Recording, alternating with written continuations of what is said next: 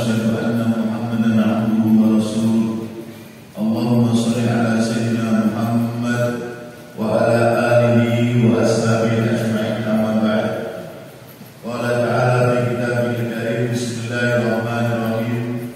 يرفع الله الذين آمنوا منكم والذين أوتوا العلم درجات. وقال رسول الكريم: من سلك طريقا يلتمس فيه علما سهل الله له طريقا إلى الجنة، أو كما قال رسول الله صلى الله عليه wasallam. Hadirin yang sama-sama dalam hati Allah, wabil khusus para alim ulama, para kiai, para ustaz, para ustadzah, wabil khusus para masuk di pondok pesantren Midhauddin, baik para donaturnya, para penyandang dana, para mutabariknya, para pembina yayasannya, para ustadz-ustadzahnya, dan semua para pengurus dan para simpatisannya, wabil khusus para wali-wali santri, juga kepada aparatur negara ataupun yang mewakili, kepada hadirin hadirat para undangan yang sama-sama dirahmati Allah. Pertama-tama tentunya mari kita sama-sama mengucapkan rasa syukur kepada Allah Subhanahu wa taala. Dengan rasa syukur yang ada di hati, menancap di dalam hati, kita yakini di dalam hati, kita ucapkan di lisan dengan ucapan alhamdulillah, dan kemudian anggota badan kita dari akal, hati, dan semuanya kita gunakan untuk mendalami rasa syukur itu. Syukur atas berbagai kenikmatan yang Allah berikan kepada kita. Wabil khusus kenikmatan iman, kenikmatan Islam, kenikmatan hidayah. Wabil khusus kenikmatan bahwa kita ditakdirkan menjadi umat Muhammad SAW. Dan terlebih-lebih adalah kenikmatan yang agung, kenikmatan yang besar, kenikmatan bahwa pagi ini Allah mengumpulkan kita semua di tempat yang barokah, tempat yang mulia, di masjidnya Allah, tempat yang betul-betul diberkahi. Banyak orang yang berkumpul di masjidnya Allah, banyak orang Islam yang beristimewa, banyak umat Islam yang berkumpul. Tetapi perkumpulan kita pagi ini bukan perkumpulan yang biasa, karena perkumpulan pagi kita pagi ini adalah perkumpulan yang menegaskan bahwa agama Islam adalah agama yang didasarkan dengan ilmu. Di dalam ayat-ayat pertama yang turun kepada baginda Nabi sallallahu alaihi wasallam, surat Al-Iqra, di mana dengan tegas Allah telah menegaskan alladzi 'allama bil qalam. Maknanya apa? Bahwa mulai wahyu diturunkan oleh Allah, Allah sudah mendeklarasikan bahwa Islam adalah agama yang didasarkan oleh ilmu. Oleh karena itu Allah dan Rasulnya betul-betul menghargai semua pihak, semua orang, semua umat yang sibuk dalam urusan ilmu. Yarfa'illahu alladhina amanu minkum walladzina utul ilma darajat. Allah akan mengangkat di antara kalian orang-orang yang beriman dan orang-orang yang khusus, bukan hanya orang yang beriman, tapi orang-orang yang sibuk di dalam ilmu. Walladzina utul ilma, Allah akan naikkan takdirnya dalam derajat-derajat yang tinggi. Ini seakan-akan merupakan ikram dari Allah, penghargaan dari Allah kepada orang-orang yang mencari ilmu. Di samping baginda Nabi mengatakan, man salaka tariqan yaltamisu fihi ilman sahaballahu tariqan ilal jannah. Baginda Nabi menegaskan, siapapun yang berangkat dari rumahnya menuju tempat di mana di tempat itu dia mencari ilmu, maka Allah akan mudahkan jalannya menuju surga Allah. Artinya bahwa siapapun yang mencari ilmu, siapapun yang menimba ilmu, siapapun yang mengais ilmu, yang menuntut ilmu, maknanya adalah calon-calon orang-orang yang dimudahkan jalannya untuk menuju surga. Banyak sekali hadis-hadis baginda Nabi yang menegaskan bahwa Allah, para malaikat dan Rasulullah, semua makhluk menghormati, memuliakan orang-orang yang sedang mencari ilmu. Baginda Nabi SAW mengatakan bahwa man kharaja li thalibil ilmi fahuwa fi sabilillah hatta yarji'a. Barang siapa yang keluar dari rumahnya menuntut ilmu, maka dia sama dengan orang yang keluar fi sabilillah sampai dia kembali ke rumahnya lagi. Kalau orang yang fi sabilillah, amalan-amalannya dilipat gandakan sampai 700.000 kali lipat ganda, maka anak-anak yang sedang sibuk belajar, anak-anak yang berpisah dengan orang tuanya, anak-anak yang keluar dari rumahnya untuk mencari ilmu, maka insya Allah akan mendapatkan kelipat gandaan pahala, kurang lebihnya sama dengan pahala orang-orang yang keluar fisabilillah. Begitu agungnya derajat orang yang punya ilmu sampai nanti di akhirat. Sampai nanti di akhirat Allah perintahkan agar tinta-tintanya santri, agar tinta dari pena-penanya santri yang digunakan memaknai kitab, yang digunakan menulis keterangan gurunya, yang digunakan mencatat pemahaman-pemahaman ilmunya, nanti akan ditimbang dengan darahnya para syuhada fisabilillah nanti di akhirat nanti, menunjukkan bahwa Allah, Rasulullah betul-betul menghargai, menghormati orang-orang yang sibuk dalam hal agama. Hadirin yang sama-sama dirahmati Allah, sebagaimana hadis mengatakan, "Mayuridillahu bi khairan yufaqihu fiddin." Barang siapa yang Allah kehendaki untuk menjadi orang-orang yang baik, khairan maknanya baik bukan cuma baik di dunia, tapi lebih-lebih adalah baik nanti di akhirat. Maknanya apa? Baik dalam surganya, baik dalam ikramnya Allah, baik di dalam perlindungan Allah, baik di dalam perkara-perkara yang melindungi dirinya daripada panas api neraka, panasnya mahsyar dan seterusnya. Khairan, kebaikan-kebaikan, dan terutama adalah kebaikan nanti, kebaikan di akhirat. Mayuridillahu bi khairin yufaqihu fiddin. Allah akan yufaqihu fiddin. Allah akan letakkan orang ini dalam upaya memahami agama, dalam upaya mendalami ilmu agama, dalam upaya mempelajari agama. Faqaha yufaqihu maknanya adalah sedang dalam usaha untuk memahamkan diri dalam hal ilmu agama.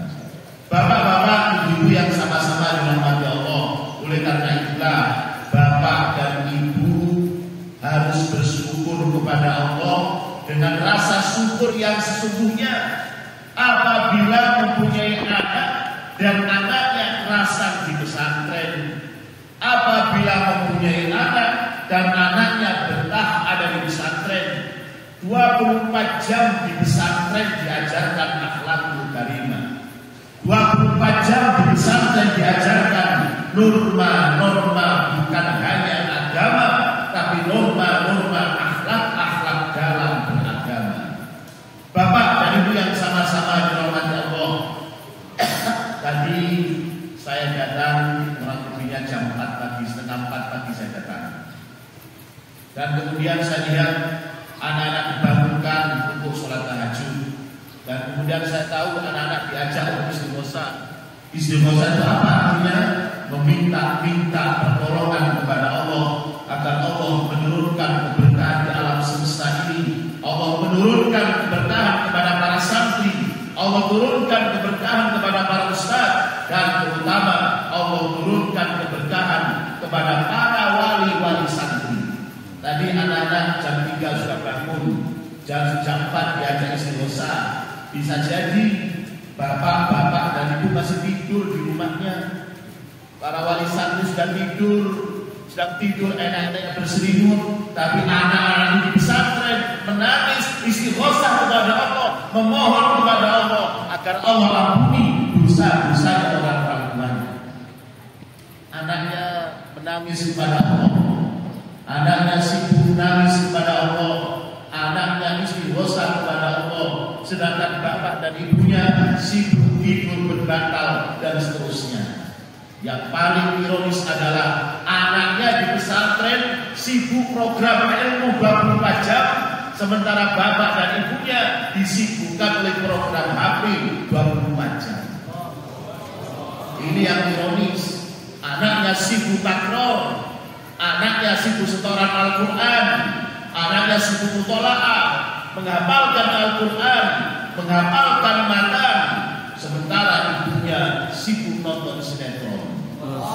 Ini perkara-perkara yang ironis, tidak boleh dilanjutkan hal yang seperti ini. Bapak dan ibu yang sama-sama dirahmati Allah. Oleh karena itulah, kalau bapak dan ibu menyerahkan anaknya di pesantren, menitipkan anaknya di pesantren, maka jangan samakan dengan bapak dan ibu menitipkan kain di tukang baju, di tukang tailor, tukang bikin jahit baju. Pak, jahitkan kain ini, ukurannya sekian, contohnya baju seperti ini, nanti seminggu akan saya ambil. Bukan seperti itu menitipkan santri di pesantren. Bukan kalau kita pergi ke tempat laundry, cuci baju, kemudian Pak laundry, ini saya titip baju saya kotor, seminggu lagi saya ambil, nanti semoga saya ambil, sudah harus dalam keadaan sudah bersih. Nitipkan anak di pesantren tidak sama dengan menitipkan kain di tukang jahit, tidak sama dengan menitipkan baju di tukang cuci baju, tapi namanya menitipkan anak di pesantren bukan sekedar menitipkan, tapi orang tuanya juga harus ikut ada di pesantren.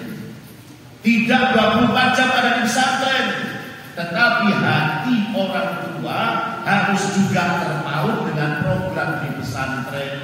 Orang tua harus mengerti, para wali santri harus mengerti bagaimana program di pesantren 24 jam. Sehingga kalau anaknya di pesantren, bapak ibunya juga ikut pesantren juga. Kalau anaknya di pesantren, bapak dan ibunya juga di pesantren, maknanya apa? Anaknya di pesantren, belajar di pesantren, di program di pesantren, tetapi bapak dan ibunya juga harus bisa membuat program pesantren sendiri di rumahnya. Pagi anaknya ada jadwal istighosa, ada jadwal wiritan. Siang hari anaknya sibuk cari ilmu, belajar ilmu agama. Malam hari juga sama. Maka di rumah pun usahakan bapak dan ibu mengerti programnya anak-anak yang sedang pesantren. Setidaknya pagi ada bacaan Yasin, paling tidak Fatihah. Malam ada bacaan Yasin, setidaknya Al-Fatihah. Dikirimkan untuk anak-anaknya, meminta kepada Allah agar dengan wasilah surat Yasin, wasilah surat Al-Fatihah, Allah memberikan manfaat dan barokah kepada anak-anak yang di pesantren. Jadi kalau kita menitipkan anak di pesantren, sekali lagi tidak sama dengan kita dari barang. Pak, saya titipkan barang, 1 bulan lagi barangnya saya ambil. Bukan begitu. Kalau kita menitipkan anak di pesantren, maka jiwa kita, hati kita juga terpaut dengan programnya anak-anak di pesantren. Jangan sampai orang tua wali santri datang ke pesantren, menitipkan anaknya, Pak Ustadz, saya titipkan anak saya. Terserah Pak Ustadz mau jadikan apa anak saya. Terserah. Pokoknya nanti 4 tahun, 5 tahun lagi anak saya akan saya ambil, harus jadi ustadz anak saya. Kalau enggak, saya tutup pesantren ini. Tidak boleh seperti itu. Pokoknya 3 tahun lagi Pak Ustadz, anak saya harus sudah hafid dan hafidoh. Kalau enggak, Bapak Ustadz akan saya tuntut di kehakiman nanti. Ini wali santri macam apa? Bapak dan Ibu yang sama-sama dirahmati Allah, setiap kita itu punya tanggung jawab lahir batin kepada anak-anak kita. Setiap kita punya tanggung jawab mendidik anak-anak kita agar anak-anak kita mengerti ilmu agama. Kitalah yang sebenarnya mendidik anak kita agar paham ilmu agama. Kitalah yang sebenarnya harus menunggu setorannya anak-anak setiap pagi. Kitalah yang sebenarnya harus mengajarkan ilmu nahwu, shoroh, fikih, usul fikih kepada anak-anak kita sebenarnya. Dan kalau kita tidak seperti itu, nanti di akhirat kita dituntut oleh Allah. Karena kita tidak mampu, maka anak kita titipkan di pesantren.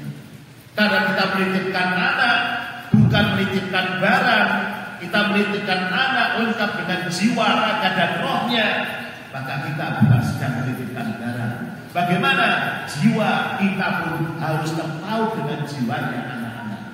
Jam 3 di sini anak-anak sholat tahajud, orang tuanya pun juga harus sholat tahajud.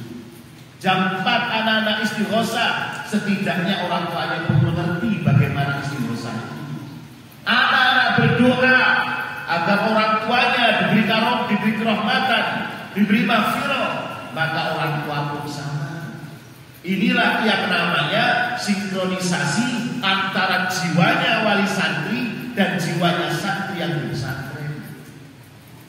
Setiap anak santri yang dibekali dengan tanggung jawab orang tua seperti itu, maka insya Allah akan mengarah kepada anak-anak yang ilmunya barokah, ilmunya manfaat. Karena banyak wali santri yang masih sering salah paham. Yang penting saya kirimi anak saya tiap bulan, yang penting tiap bulan syahriah untuk anak saya bayarkan, yang penting tiap bulan saya datang ke pesantren membayarkan iuran uang bulanan anak saya, kasih uang jajan anak saya, selesai saya pulang kerja lagi. Bukan seperti itu kalau menitipkan anak di pesantren. Karena kalau kita titipkan anak di pesantren dengan cara segera menitipkan begitu, sulit anak kita untuk dapat barokah, sulit untuk dapat ilmu yang manfaat. Bagaimana segenap doanya orang tua harus tercurah kepada anak-anaknya. Ini yang penting. Yang kedua, agar anak-anak kita ilmunya manfaat dan ilmunya barokah, sebisa mungkin anak-anak kita dijauhkan dirinya dari perkara-perkara yang akan merusak moral anak itu sendiri. Walaupun kita titipkan anak di pesantren dan anak kita 24 jam dalam program, tetapi kalau kita mengunjungi anak kita dan kemudian anak kita pinjamkan HP kita, nah ini HP lah, silakan kamu main-main dengan HP kamu. Bulan depan kita datang ke pesantren, anak kita bukan rindu sama kita, tapi rindu sama HP kita. Kalau anak dibiasakan megang HP ketika kita berkunjung, maka dijamin yang diangan-angan anaknya bukan doa bapaknya, bukan doa ibunya. Yang diangan-angan anak kita adalah bapak nanti akan berikan saya HP model apa. Kalau terbiasa kita memegangkan HP kepada anak-anak, maka yang terjadi adalah nanti anak-anak kita akan berangan-angan, saya nanti kalau selesai hataman suro, orang tua saya akan berikan saya HP model apa. Kalau saya nanti hataman kubro, orang tua saya akan berikan HP model apa. Terusnya, sehingga tujuan dan target ilmu bukan lagi menjadi perkara yang paling penting, tapi kemewahan itulah yang paling penting. Sehingga wajar kalau banyak anak-anak pulang dari pesantren tidak menjadi ustaz, tidak menjadi kiai, tidak mampu mengajar di pesantren, tidak mampu mengajar dunia, tidak mampu mengajar. Kenapa? Orang tuanya mendidik dengan cara salah yang seperti itu. Family, Assalamualaikum amin ya. Bapak dan Ibu yang sama-sama dirahmati Allah. Yang ketiga, kita mesti mengingat bahwa anak-anak kita pesantrenkan adalah agar supaya anak-anak kita bisa menjadi penolong asbab pertolongan kita nanti di akhirat. Ketika hari mahsyar nanti, ketika saatnya semua umat dimasukkan ke surga, maka orang-orang yang ahli ibadah dimasukkan ke surganya Allah. Orang-orang yang ahli jihad fisabilillah dimasukkan surganya Allah. Orang-orang yang ahli sedekah dimasukkan ke surganya Allah. Orang-orang yang ahli sholat dimasukkan ke surganya Allah.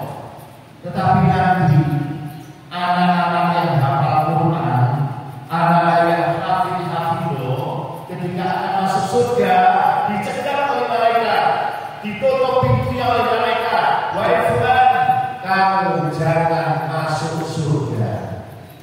Maka fulan yang hafidh ini pun kaget. Wahai malaikat, kenapa tidak boleh masuk surga?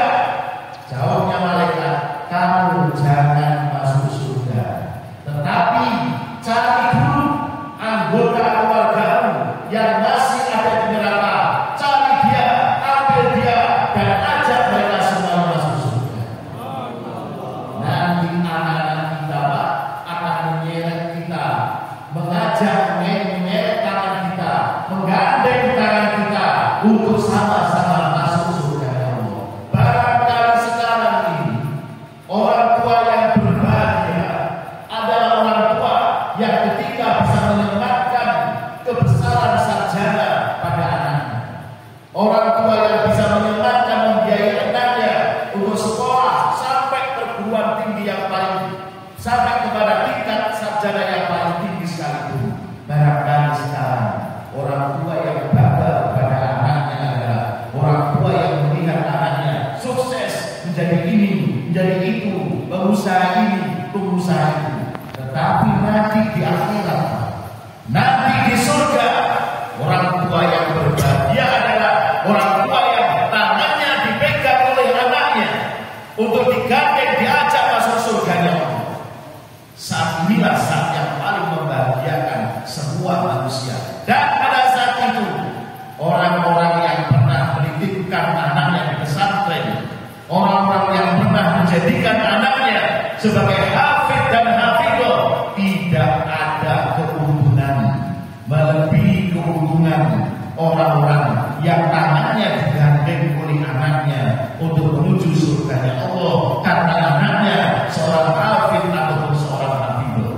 Dan tidak ada kecelakaan, musibah, kerugian yang paling besar melebihi kerugian orang tua yang akan masuk surga tapi tangannya dipegang oleh anaknya, diseret untuk masuk neraka.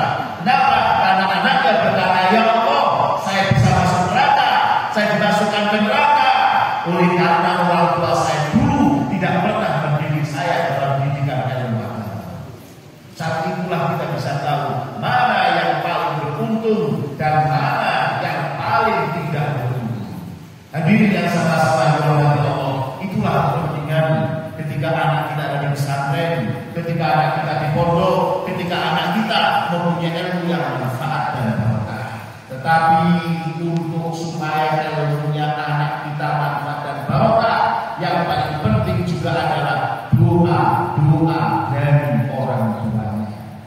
Seperti yang tadi saya katakan, kalau di rumah bapak dan ibunya sibuk main HP, bapak dan ibunya sibuk main Facebook, Instagram dan sebagainya, jangan dijamin nanti anaknya dapat ilmu yang barokah.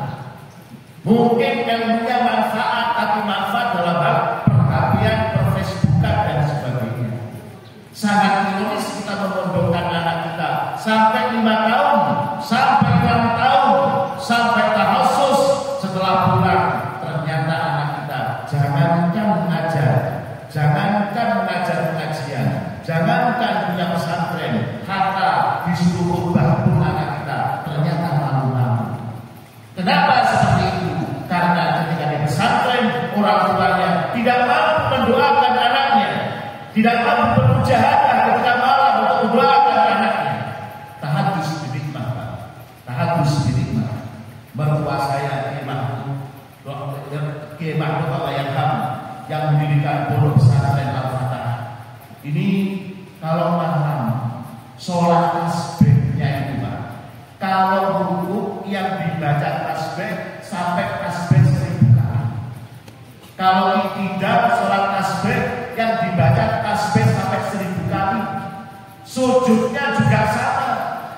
Ketika ditanya kenapa kok sholat tasbihnya tidak seperti sholat tasbihnya normal, tidak 10 kali, tidak 20 kali, tetapi kenapa sampai 1000 kali? Jawabannya, ini tirakat riyadhah untuk anak-anak saya, agar anak-anak saya mempunyai ilmu yang manfaat dan bermanfaat. Seperti itulah yang terjadi. Maka semua putra-putra beliau menjadi kiai semua, dan anak putrinya menjadi bunyai semua, punya pesantren semua, dan semuanya hafal Al-Quran. Kenapa?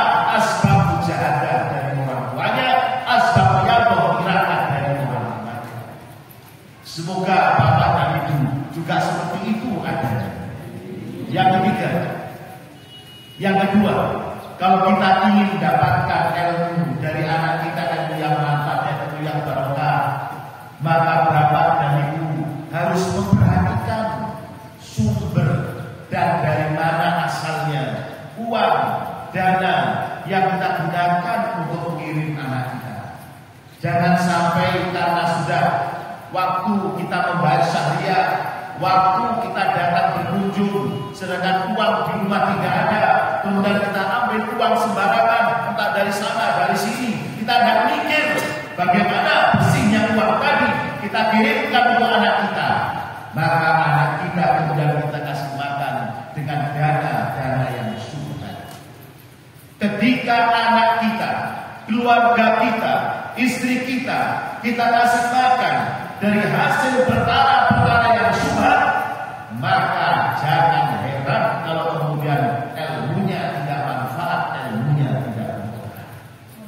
Dalam kisah seperti yang patut kita lakukan, suatu ketika baginda Nabi Isa alaihissalatu wassalam menghidupkan orang yang sudah mati, menghidupkan orang yang sudah mati, dan orang yang sudah mati ini sudah 2000 tahun usia kematiannya. Setelah dihidupkan oleh baginda Nabi Isa atas izin Allah, karena salah satu mukjizatnya Nabi Isa alaihissalatu wassalam adalah bisa menghidupkan orang yang sudah mati. Orang tadi dihidupkan, dan kemudian setelah dihidupkan ditanya oleh Nabi Isa, "Wahai fulan, siapakah nama kamu?" "Nama saya Fulan bin Fulan." "Kamu berasal dari umatnya Nabi siapa?" "Saya berasal dari umat-umat Nabi terdahulu." "Sudah berapa tahun kamu dikubur?" "Saya dikubur sudah hampir 2000 tahun." "Wahai Fulan, saya tanya, bagaimanakah perlakuan Allah di alam kubur?" "Alhamdulillah." "Wahai Nabi Isa, saya termasuk umat zaman dulu yang beriman kepada Allah, beriman kepada Rasulullah. Saya diikram oleh Allah dengan segala macam ikram di alam kubur saya. Tetapi ada satu perkara yang betul-betul sampai sekarang selalu mengganjal dalam diri saya." Maka Nabi Isa berkata, "Apakah itu yang mengganjal?" Maka dia mengatakan, "Wahai Nabi Isa, 2000 tahun yang lalu, hampir 2000 tahun yang lalu, ketika saya hidup, saya seorang pekerja, saya dulu seorang kuli, seorang hamba, saya punya juragan, saya punya majikan, di mana saya setiap hari membawa kayu dari hutan, saya bawa ke kota, saya bawa ke pasar. Suatu ketika saya membawa kayu dari hutan, saya bawa ke pasar, dan waktu itu di gigi saya, di sela-sela gigi saya, ada sisa-sisa makanan ketika saya tadi pagi sarapan. Sisa daging ini nyantol di sela-sela gigi saya. Maka kemudian saya sobek sedikit kulit kayu, sedikit saya sobek, dan saya gunakan untuk mencongkel kotoran di gigi Saya sobek kulit kayu sedikit, saya gunakan mencongkel gigi saya, dan itu saya tidak bilang kepada majikan saya. Wahai bisa, karena sebab saya mencongkel kayu yang saya gunakan mencongkel gigi saya, sampai sekarang 1500 tahun lebih, malaikat belum pernah berhenti bertanya kepada saya, kenapa kamu tidak izin majikan kamu ketika kamu akan mengambil sesobek kayu tadi? Hampir 2000 tahun malaikat terus bertanya kepada saya setiap hari, maka ini patut jadi perhatian. Bapak dan Ibu yang sama-sama dirahmati Allah, yang keempatnya adalah apabila kita ingin anak kita barokah, ingin keluarga kita barokah, ingin handai orang kita barokah, jangan segan-segan untuk menginfakkan harta kita di dalam urusan ilmu agama. Untuk menginfakkan harta kita di dalam urusan ilmu agama. Siapapun yang menginfakkan hartanya sedikit atau banyak, maka dijamin akan mendatangkan keluarga-keluarga yang barokah, bukan hanya sakinah, bukan hanya mawaddah, tapi keluarga-keluarga yang barokah. Terakhir ada satu kisah. Saya di Mekah dulu, kiai saya pernah bercerita bahwa di Mekah itu dulu belum ada gedung madrasah yang bagus, belum ada gedung pesantren yang bagus, belum ada. Kemudian suatu ketika datanglah seorang ratu dari negeri India. Ratu ini pergi haji. Ketika dia berhaji, maka dia kumpulkan seluruh ulama Mekah. Dikumpulkan semua imam masjid haram, semua khatib, semua masyayikh, semua ulama, semua cendekiawan agama dikumpulkan di dalam satu aula oleh sang ratu. Kemudian setelah semua ulama berkumpul, sang ratu pun berbicara. Wahai para masyayikh, wahai para ulama, wahai para imam masjid haram, wahai para khatib masjid haram, saya seorang ratu, di mana kekayaan saya tidak akan habis dimakan. Jangankan 7 turunan, 100 turunan pun tidak akan habis untuk memakan harta saya. Saya punya anak 12, tapi inilah yang merisaukan saya. 12 anak saya semuanya jadi orang yang sukses. Anak yang pertama jadi menteri, anak yang kedua jadi gubernur, anak yang ketiga jadi jenderal, anak yang keempat jadi pengusaha, terus semuanya jadi orang-orang yang sukses. Tapi wahai para ulama, ketahuilah, suatu ketika anak saya berkumpul di rumah saya ajak makan bareng-bareng. Tibalah sholat maghrib, maka saya minta anak saya ada yang jadi imam saya untuk sholat maghrib. Wahai para ulama, waktu itulah saya menangis. 12 anak saya semuanya kaya raya, tapi tidak ada satupun yang bisa jadi imam sholat maghrib.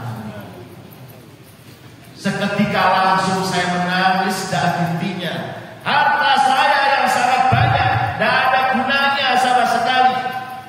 Kekuasaan saya sebagai seorang ratu tidak ada gunanya sama sekali. Kekuasaan saya sebagai orang yang kaya raya di India tidak ada gunanya sama sekali, karena anak-anak saya ternyata tidak mampu jadi imam, tidak bisa baca Al-Quran. Wahai para ulama, saya ingin meminta saran kepada kalian semua, bagaimana tanggung jawab saya nanti di akhirat ketika bertemu dengan Allah. Ternyata anak-anak saya satu pun gak ada yang bisa baca Al-Quran. Maka kemudian para ulama tadi berkata, salah satu juru bicara para masyayikh kemudian berkata, wahai Tuan Ratu, saya punya usul. Baik, bagaimana usul kamu? Wahai Tuan Ratu, dengan kekayaan Tuan Ratu, kami minta Tuan Ratu membeli sebidang tanah di sekitar Masjid Haram. Nanti kami akan mengelola tanah tadi menjadi madrasah dan menjadi pesantren. Seketika jawab sang ratu, ya baik, berapa harga tanahnya? Akan saya beli sekarang juga.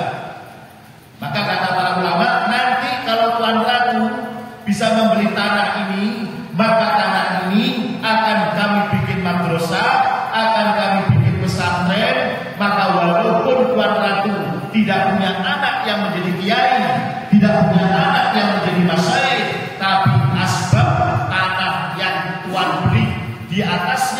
dibangun madrasah, maka pahala-pahala anak-anak yang belajar di madrasah dan pesantren tadi akan mengalir kepada Tuan Ratu satu persatu nanti ketika di akhirat nanti.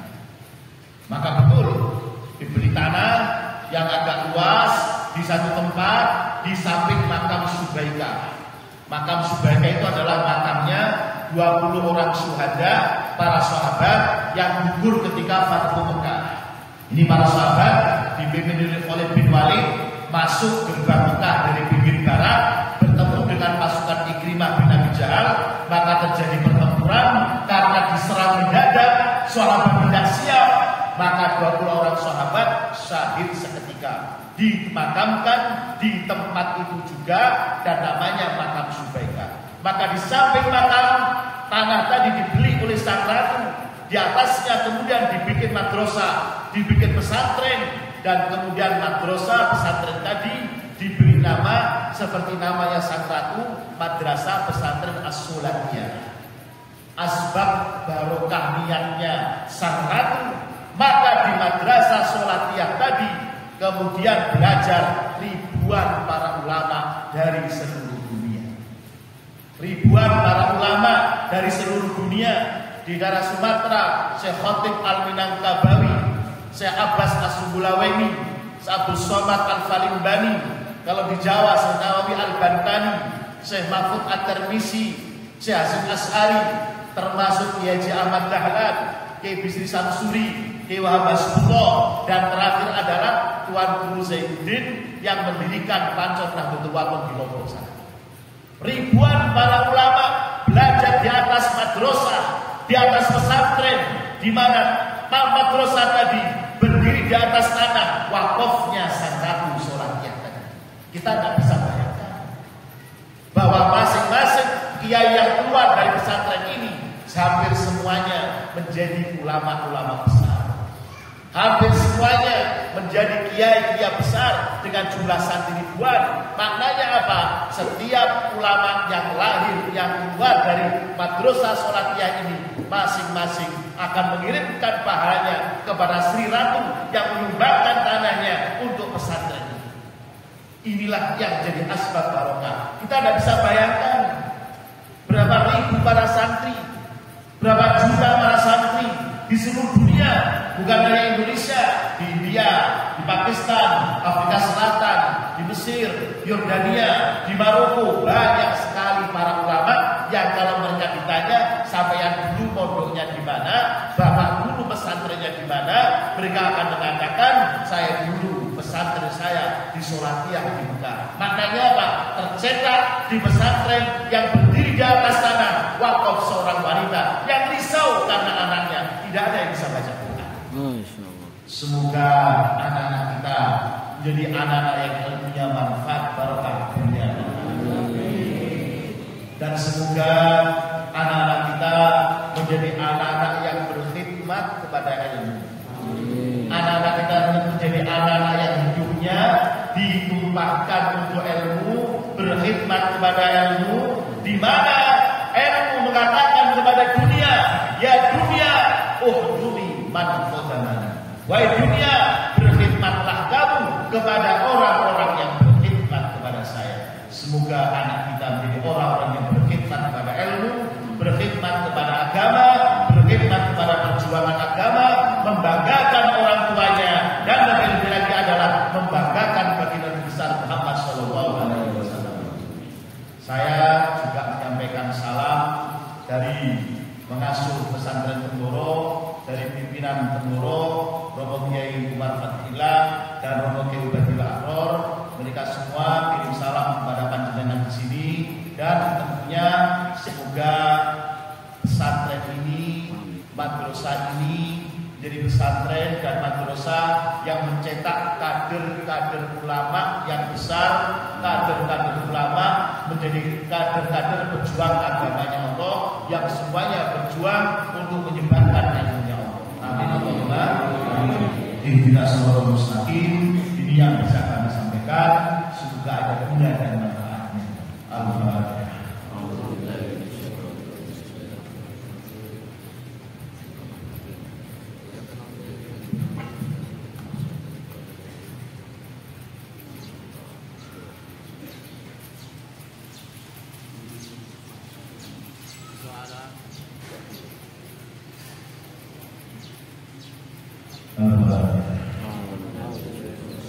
اللهم صل على سيدنا محمد الحمد لله رب العالمين.